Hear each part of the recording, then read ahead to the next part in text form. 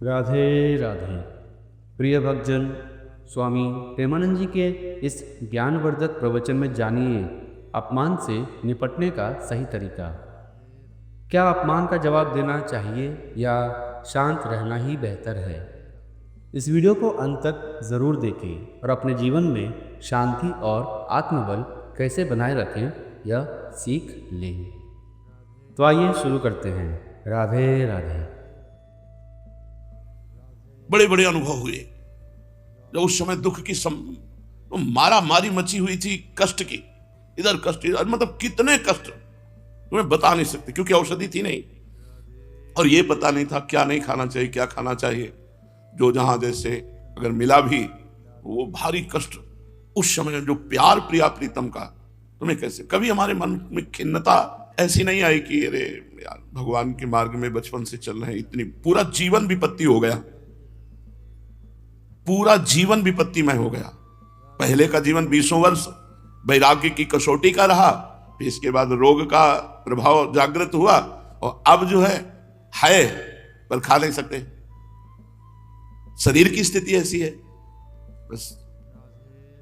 तो चाहे जैसी परिस्थिति हो, यदि हम धाम का आश्रय न छोड़े तो ये सारे प्रारब्ध एक कोने में लग जाएंगे और महासुख आपको घेर लेगा।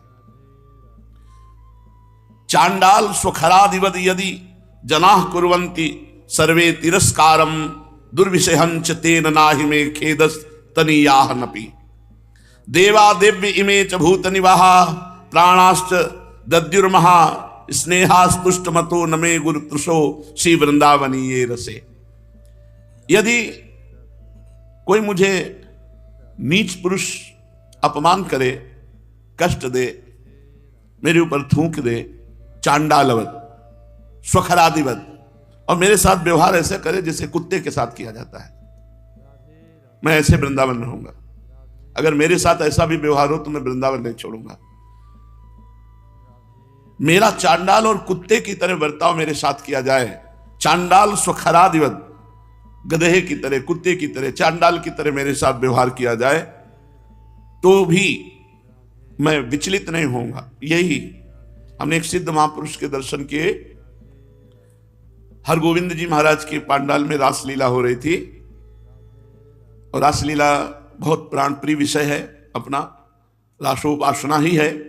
रास विलास जैसी हरिवंश विलास रास जुत जोरी अविचल राज नव निकुंज अभिराम श्याम संग नीको बन्यो समाज जैसे हित हरिवंश विलास रास जुत जोरी अविचल राज।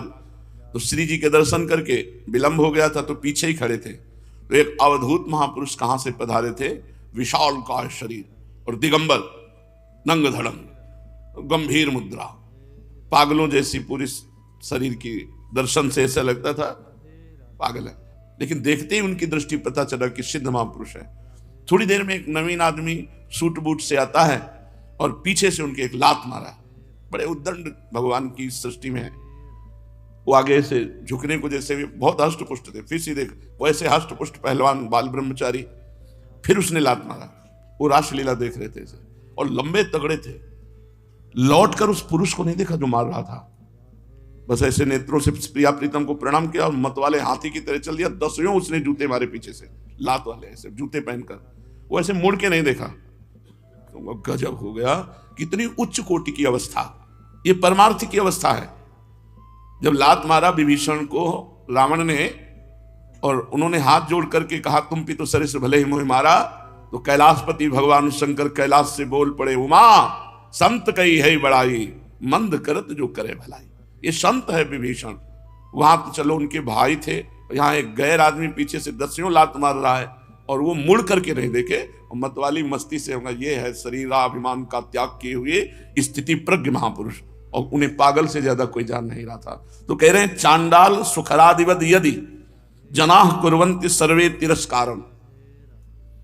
ये प्रसाद मिलता है, जो भगवत मार्ग में सही ढंग से चलता है तो उसको तिरस्कार अपमान मिलता है। श्री सुखदेव जी जब आ रहे थे परीक्षित जी के पास तो लोग कंकड़ मार रहे थे, भागवत में लिखा हुआ है। पीछे उनको पागल समझकर, क्योंकि दिगंबर 16 वर्ष की अवस्था, आत्मलाभ से परिपूर्ण, कोई शरीर में वस्त्र नहीं, तो लोग उन्हें पागल समझकर ईंट पत्थर मारते थे। श्री सुखदेव जी की बहुत भीड़ पीछे लगी हुई थी उपहास करने वालों की। जब राजा परीक्षित जी खड़े होकर सम्मान किए, चक्रवर्ती सम्राट, तो उनको लगा कोई महात्मा है, तो वो डर कर भाग गए। यहां कह रहे हैं ऐसा नहीं कि शास्त्रों में लिखा केवल उसका प्रयोग नहीं होता है। तितिक्ष ब्राह्मण की कथा आएगी एकादश स्कंद में, सुनना उसके साथ कैसा व्यवहार संसार के लोग किए। भक्तों के चरित्र पढ़कर देखो कैसा व्यवहार संसार किए। पूज्यपाद उड़िया बाबा को तो गड़ासे से काट डाला। हर समय भगवदानंद में डूबे हुए महापुरुष। ऐसे ही कथा हो रही थी, आनंद ब्रह्मचारी नीचे बैठे, प्रभुदत्त ब्रह्मचारी जी की कथा जो भागवती कथा है उसको क्रम से कहते थे। बाबा आकर के मन आया तो एक दो श्लोक गीता के बोल देते, अन्यथा कथा में। तो उस दिन उन्हीं के आश्रम में रहता था वो आदमी जिसने प्रहार किया, वहीं आश्रम में रहता था उड़िया बाबा। और उसकी कई बार शिकायत की निज जनों ने कि बाबा इसे निकाल दो, ये ठीक आदमी नहीं। तो कमंडल उठाए बोले हम ही निकल जाते हैं, तो कोई शिकायत नहीं करता। बाबा आए और जन्म निश्चित है तो मृत्यु निश्चित है। वैसे तो आत्मा का ना जन्म है ना मृत्यु है, पर अगर जन्म निश्चित है शरीर का तो मृत्यु भी निश्चित है। किसी को समझ में नहीं आ रहा था कि कोई क्रम हो उपदेश का, तो है बस 2 श्लोकों का अर्थ, न जायते मृते कदाचिन न हुआ। ये आत्मा न जन्म लेती है न मरण, और जो जन्म लेता है शरीर उसकी मृत्यु निश्चित है।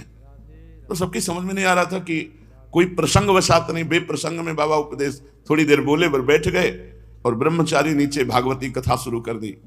मोर पिछ से ऐसे मक्खियां हटाई जाती थी, चंवर डुलाया जाता था। पार्षद एक इधर मोर पिछ से ऐसे बाबा ध्यानस्थ बैठे हुए थे। इतने में वो आया, ठाकुरदास नाम था, वो आया, उसने कहा लाओ हम मोर पंख से ऐसे करेंगे। नहीं, सबको अधिकार थोड़ी होता निज संग सेवा का। जब तक परीक्षा में पास ना हो जाए, निष्ठा ना हो, तब तक श्रीअंग सेवा का अधिकार थोड़ी मिलता है। वो गया और चारा काटने वाला गड़ासा कंबल ओढ़ के आया ऐसे, इतनी फुर्ती से मारे 5-6 गड़ासे बाबा के, 6-6 इंच गड़ासे, फव्वारा जैसे छूटता है ऐसे खून का फव्वारा। और बाबा ओम शांत हो। बड़ा कड़ुआ संसार है ये, बड़ा कड़ुआ संसार है। अगर विरोध ना हो तो भक्ति कैसे? भक्ति तभी मानी जाती है जब उसका विरोध होने लगे। अगर तिरस्कार ना हो तो साधुता कैसी? तिरस्कार, पिटाई, अपमान, निंदा, इससे जो पास हो जाता है वो फिर भगवदानंद की तरफ आगे बढ़ जाता है, नहीं तो पीछे हट जाता है। ये डरावना, भयावना, लुभावना, कई प्रश्न जीवन में आते हैं। लुभावना आएगा, भोगों में रमण करो।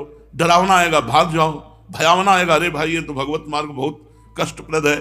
लेकिन ये परमानंददायक है। इसीलिए कह रहे हैं चांडाल स्वखरादिवद यदि जनाः कुर्वन्ति सर्वे तिरस्कारम, सब तिरस्कार करें। कुत्ते, गधे, चांडाल की तरह हमारे साथ बुरा बर्ताव करें तो उसमें भी हमें थोड़ा सा भी विचलता नहीं होगी। मैं वृंदावन छोड़ने वाला नहीं। द्रविशहंच तेन नहीं में खेदस्तनीयानपि, यद्यपि असहनीय व्यवहार कर रहे हैं फिर भी उसे सह करके हम वृंदावन वास करेंगे।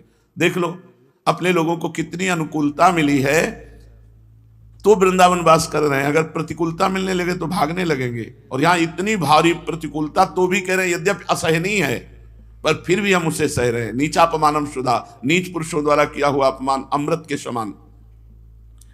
यही देवा दिव्य इमेच भूत निवाहा प्राणाश्च धर्म दद्युर्महा, यही भूतेश्वर भगवान विराजमान है, मथुरा में विराजमान है। गोपेश्वर भगवान विराजमान है, वृंदावन में विराजमान है। बड़े बड़े देवगण, बड़े बड़ी देवी शक्तियां, ये सब भगवान का निज महल है। तो आसपास सब दिव्य शक्तियां, देवाधिदेव सब, और दिव्य पशु पक्षी से मंडित ये श्री वृंदावन और वृंदावन वासीगण, ये सब हमारे निज जन है। ये सब हमारे प्राण प्रिय संबंधी है। देवाधिदेव, सब देवी शक्तियां, यहाँ के खग मृग पशु पंछी, यहाँ के ब्रजवासी जन, उनका स्नेह, ये सब हमारा प्राण पोषण करने वाला है। हम ऐसे परिकर को नहीं छोड़ सकते, चाहे कोई मुझे गाली दे, चाहे मारे, चाहे घोर विपत्ति आवे या बहुत संपत्ति आवे, हमको इससे कोई मतलब नहीं। हम वृंदावन धाम नहीं छोड़ सकते।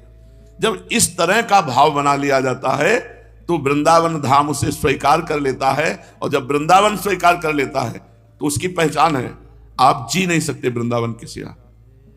जैसे बछड़े को कितना भी दूर घसीटो, भाग करके अपनी मां के पास ही आएगा, ऐसे ही कहीं भी बाहर तो जा ही नहीं सकता। यहां आसपास ही ब्रज में तो व्याकुलता पैदा हो जाएगी, चलो वृंदावन, चलो वृंदावन। वृंदावन में पड़े हैं, संतोष है।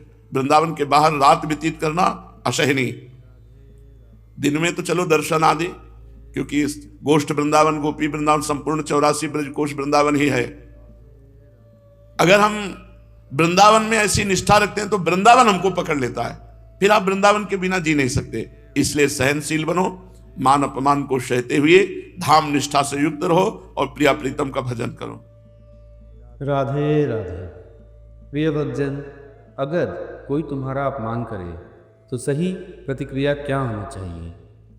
स्वामी प्रेमानंद जी के इस प्रेरणादायक प्रवचन से आपने सीखा होगा कि अपमान को कैसे समझदारी से संभालें और अपने आत्मसम्मान को बनाए रखें। अगर यह वीडियो आपको पसंद आया हो और इससे बताई गई बातें उपयोगी लगी हो तो वीडियो को लाइक करें, अपने दोस्तों और परिवार के साथ शेयर करें और चैनल को सब्सक्राइब करना ना भूलें, ताकि आपको ऐसे ही ज्ञानवर्धक प्रवचन मिलते रहें। आपकी सकारात्मकता प्रतिक्रिया हमें और भी अच्छे वीडियो बनाने की प्रेरणा देती है। तो मिलते हैं अगले ऐसे ही प्रेरणादायक वीडियो में। तब तक राधे राधे।